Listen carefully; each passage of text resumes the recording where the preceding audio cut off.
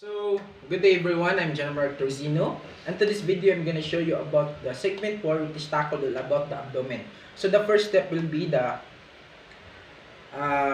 before the assessing the patient abdomen, consider the patient history. If you had experience abdominal pain, or examine the 5 puffle or area, and last, if she has a bladder and full bladder, have them once encourage resonance.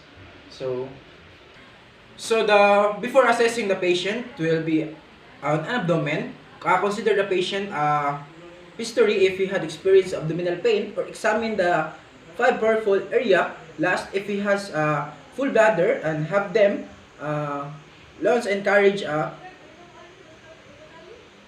and relaxation. So let's ask the patient if he had abdominal pain history before. So sir, do you have abdominal pain before? No. Okay, so let's proceed to the next procedure. Will be the inspecting using the sense of sight. So in this procedure, we observe the patient's face regularly, resigned a pair of guarding. So start by inspecting the abdomen from the ribs to the emphasis pubis. Its continuous should be symmetrical.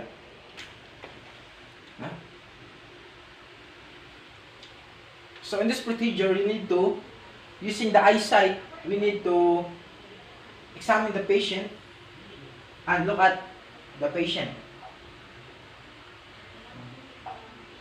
Okay. Let's wait. So the next step will be to highlight any bulges. So shine a light across the abdomen and towards you. So start with the foreside and toward you. Start with the foreside of the abdomen. Use the pen light with the no bulges should be visible. So let's inspect the bulges of.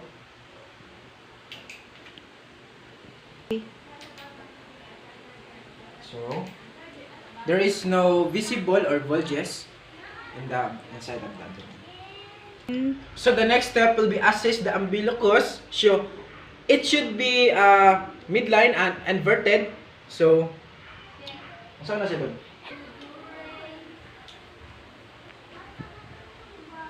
So okay. So next step dito.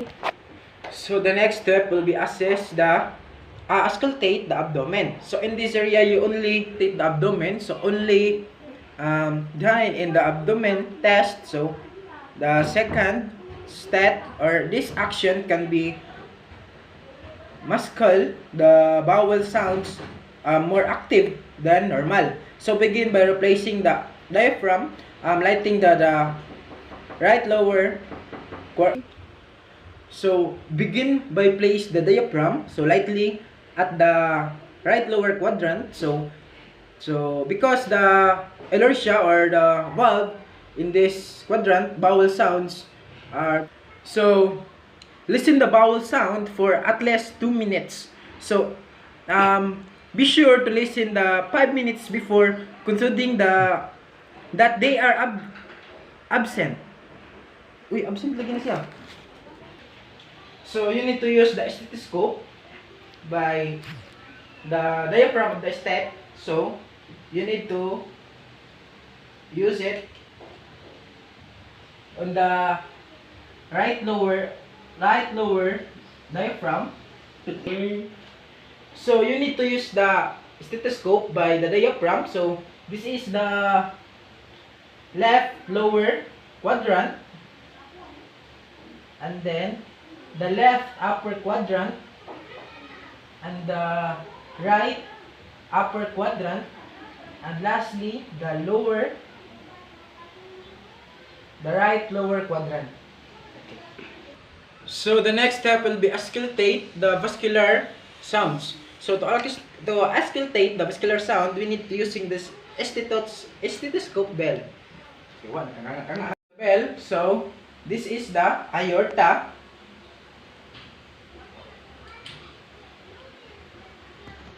So the next will be the vertical. What's that? So this is the aorta, and the next will be the arterial. Renal. Renal, Renal sige, artery. balik. So this is the aorta, and the next will be the renal arteries. So the next will be the iliac arteries, and the next will be the femoral arteries, and lastly will be the last.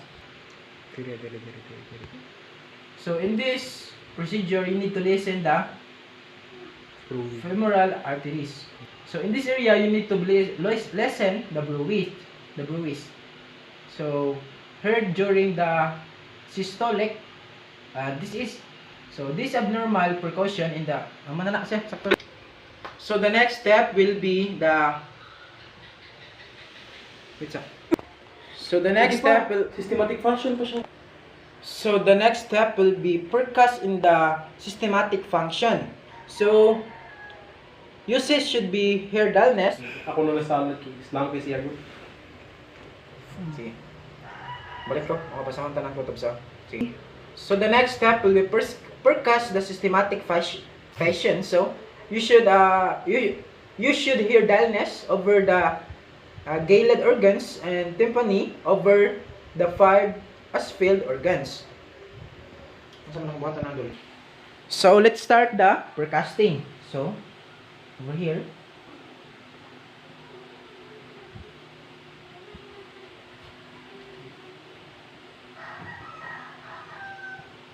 Okay. So now let's percuss the hyperson. Each organ. So now let's percuss each organ. Watch ni Plando. So the next step will be percuss each organ. So beginning with the lips. So the next step will be percuss each organ. So begin with the liver and percuss right lung and area down to the clavicular line. So until there's this dullness. So the next will be appear the birdness of the liver. It's usually located at the 5th ICS. So we need to percuss this area. This one. And back to the center. So the next step will be we need to measure the size of the liver. So the normal size of the liver will be 6 to 12 inches. So centimeter, I mean, so it's normal. So the next assessment will be assess the stomach. So percussing over the left upper quadrant. So percuss will produce tympani. So the next assessment will be the stomach. So percussing over the left upper quadrant. So percuss here produce the tympani. So have the patient to the roll-on of his right side, assess his spleen by percussing from the sixth ribs down to mid-away line. So expect to hear dullness between the 9th and the 11th ICS. So let's start the percuss.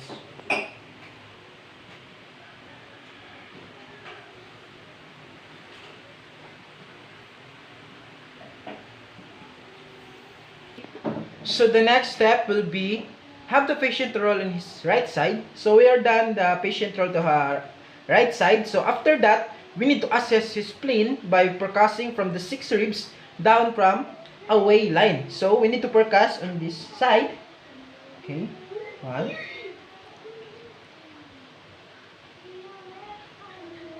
So we need to do it 3 times. Wait. So in the last, we need to percuss this by 3 times. Okay, the next step will be percuss at the ICS. Sige, balik. So the next step will be percuss at the lowest ICS in the anterior axillary line. So you should hear timpani and ask the patient to take a deep breath, and there is a stall timpani. So let's start the percussing. So sir, if I percuss your side, can you take a deep breath? Okay. Okay, take a deep breath. Okay.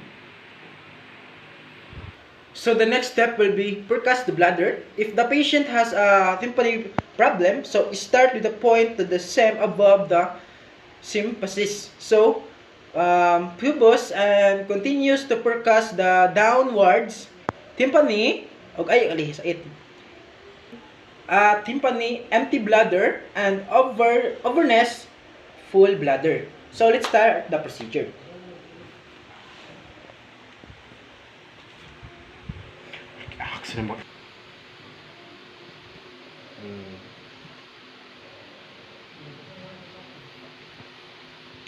So the next step will be the light palpation of abdomen.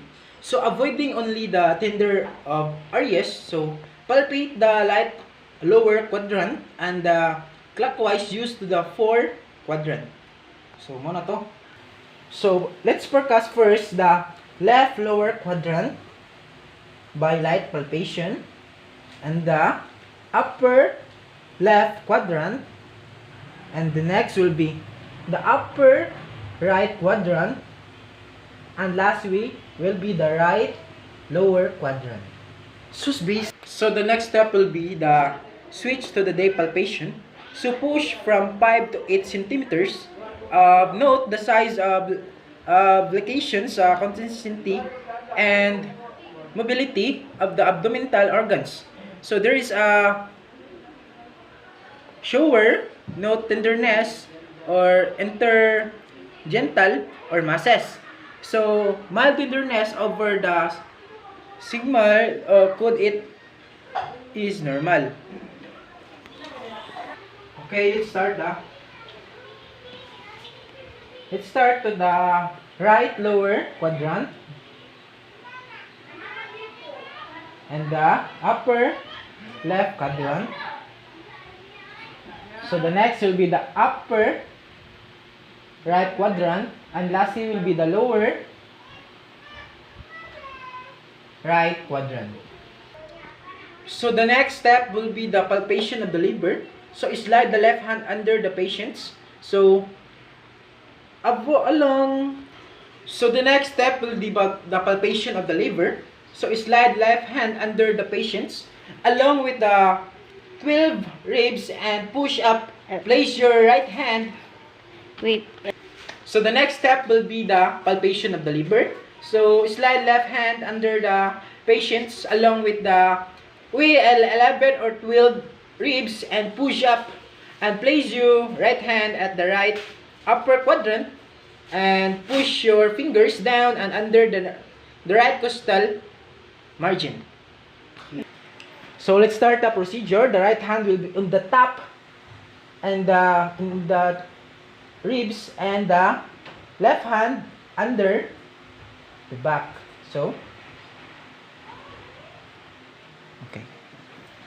So the next step will be the palpation of bladder. So using the regular technique used for the liver, normally gallbladder is not the palpate, it is enlarged. You feel in the low at the liver.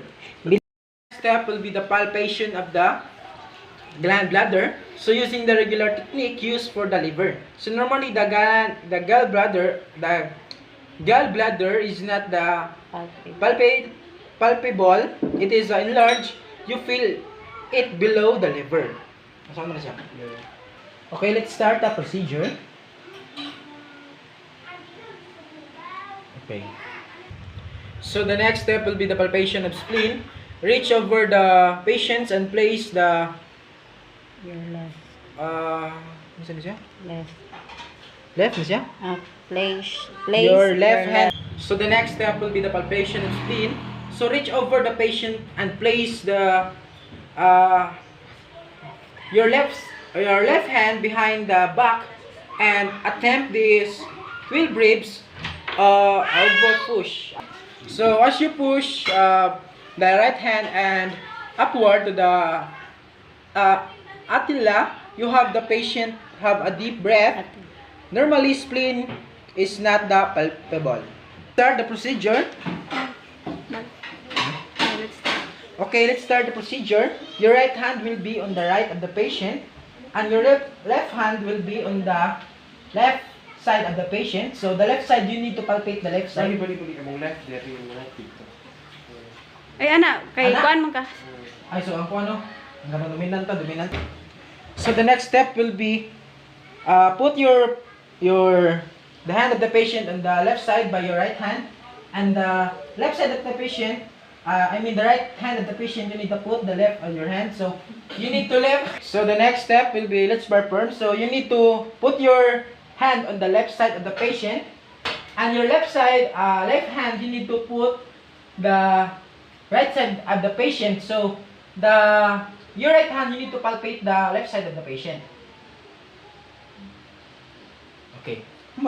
So the next step will be the assessing the bladder. So if the bladder problem is suspected, place your hand in the midline with 2 1/2 centimeter above the symptosis pubis. So palpate in the upward the rectum until you feel the edge of the bladder. So normally the bladder may be not palpate. So the next step will be the assessing the Ibalik lang sa palpable. So the normal bladder may not be palpable. Go. So the next step will be the palpation of the right kidney using the right kidney using the left hand of the patient, waist below at the 12 ribs and right hand directly above it. So feel the patient to the times of the deep breath.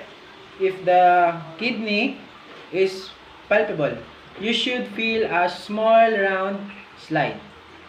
So put your right hand, the left hand, and under, and your right hand put above, and palpate, slowly palpate, and you feel the right kidney.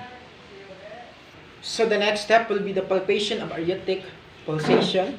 So by replacing the thumb on the index finger, left on the midline, equipment to the pulsation at the 10th and 2nd and 1/2 to 4 centimeter. It lamig yung English. So palpation of aortic pulsation. Place your thumb on the index finger with the midline and estimate the pulsation the 10th 2 and 1/2 or to 4 centimeter. Delicate. Sige, balik. Nya, mora. Yep. Sige. Okay. Isukod ba? Pila kayo tutukuan na beto? Sige na, patugan lang siya. Tug lang. Yan na ba? Iisak ka, imong kamot na kamot. Mana? So the next step will be testing the abdominal cervication reflex. So you need to stroke the handle of retreat hammer across. So the next step will be the testing of the abdominal cervication reflex. So stroke the handle for the reflect hammer across the abdomen to the side to the midline. So in this, normally muscles, it will be stroke, side contracts, and anxious devote towards the stroke area.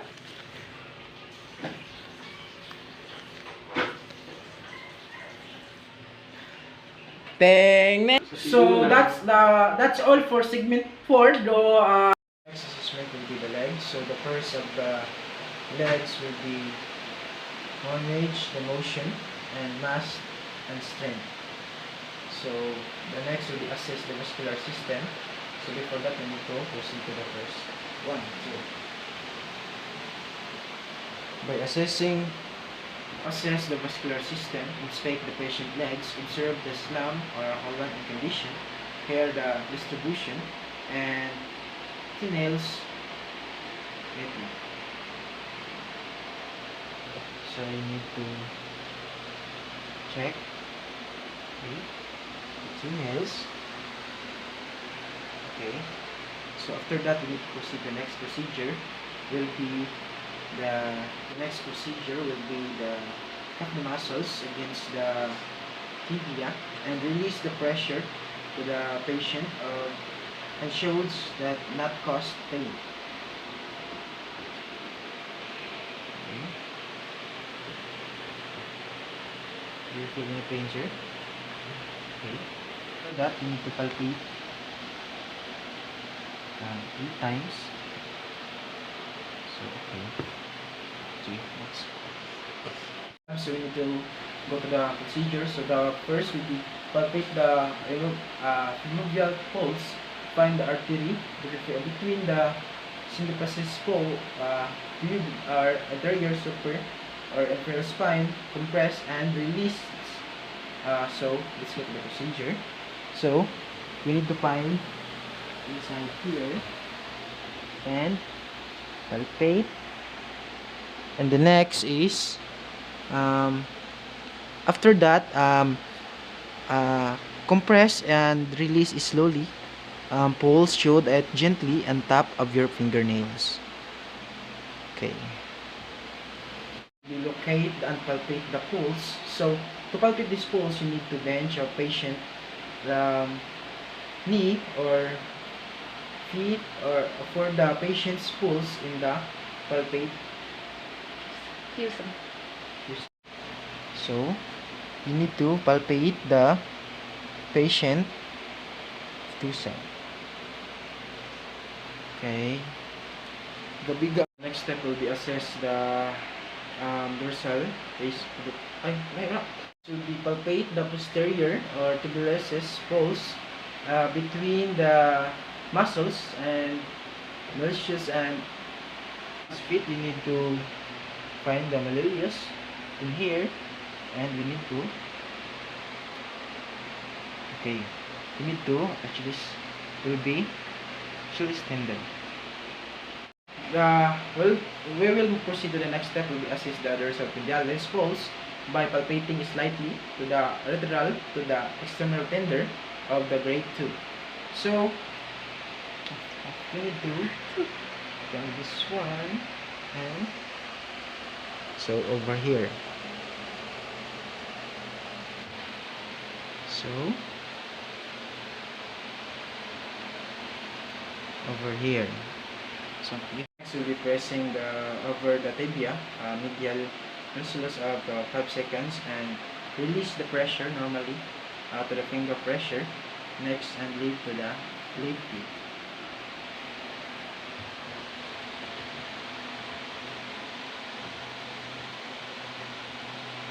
Okay. It does grade for edema, so +1 for male fitting, so +2 if moderate fittings, so +3 from deep fittings, so +4 for severe fittings. So the next will be continue accessory the legs by evaluating their sensory function. So the next will be assess the motion function to assess that deep tender oil reflexes. So the patient set with legs, and the patient be placed on the cover above the place the hand above the lones, then tap this.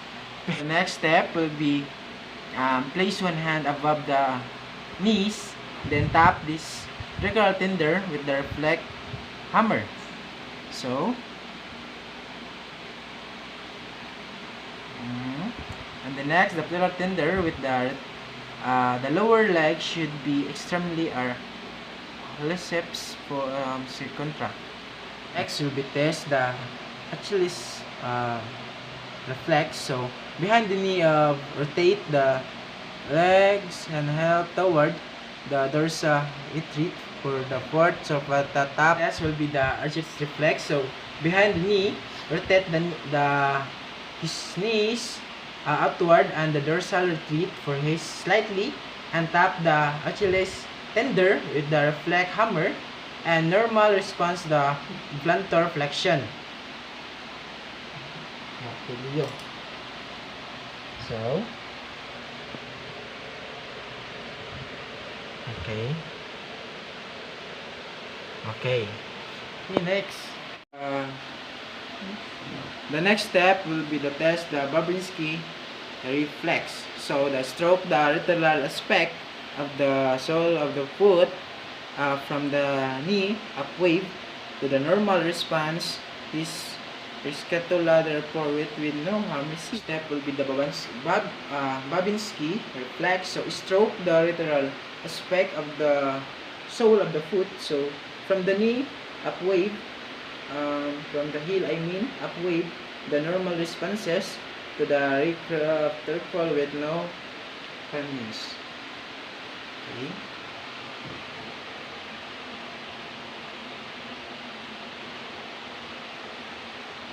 And the next one. Clonus slightly support the lower leg in the hard, and this step will be the clonus. So slightly support the lower leg in the hard and hand, and disconflex the part which there have a break from the foot with the hand. This show the extor or movements and constructions of the legs. Also, the next step will be the other neology. So, the clonus. Okay, there is no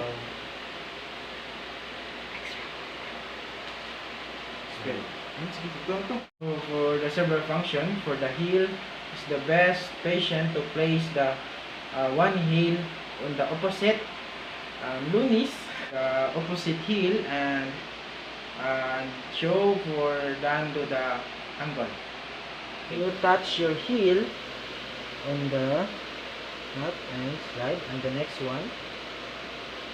Okay, she's here. The patient to the gait and gas motor function. So instruct the patient to walk 10 to 15 feet, turn back. Okay. Can you please walk up to 10 to 15 feet? And then after you walk, you go back. Okay.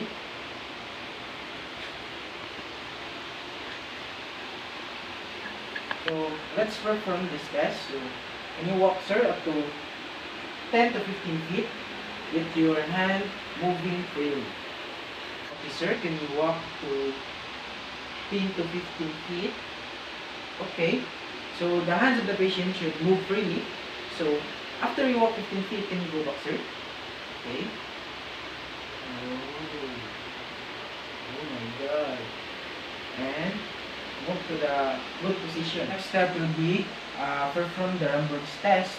So have the patient to stand and the arms on the side and eyes, and so in this test you need to close your eyes, sir, and your hands should be on your side, and can you walk straight, sir? So after that, so you need to observe the patient 20 seconds. So the patient should not be moved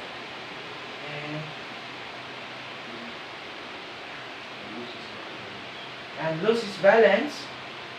And step will be assess the patient tendons walking. Have the patient to walk head and ahead in you in the tendon line. Ambot, bigyan ko kasabot. You need to assist the patient to walk straight and without losing his balance. So sir, can you walk straight? Okay. And can you please go back, turn back? And then walk straight.